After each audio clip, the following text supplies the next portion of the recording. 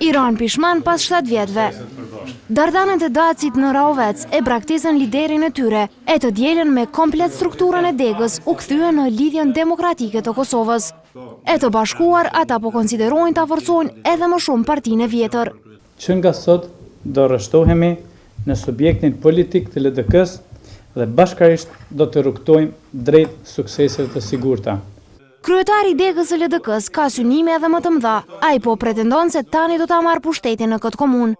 Jemi të bindur që zgjedhjet e ardhshme lokale që do të mbahen në Vjesht do të jenë zgjedhje të cilët do ta kthejnë qeverisjen e Dijes Demokratike të Kosovës në Raovec. Por garën për kryetar të komunës nuk do ta udhëheq një bashkëvendas i tyre, që tashmë është akomoduar me pushtetin në kryeqytet. Abdullah Hoti mohoi se ai do të kandidohet për kreun e Raovecit. Janë spekulime të mediave ose të gazetarëve ose të njerëzve të ndryshëm, pra ato nuk ka asgjë të vërtetë aty.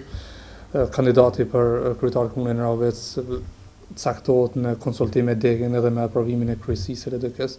Megjithatë, Hoti tha se brenda disa javësh ky subjekt do të vendosë për kandidatët e kryetarëve të komunave në vend.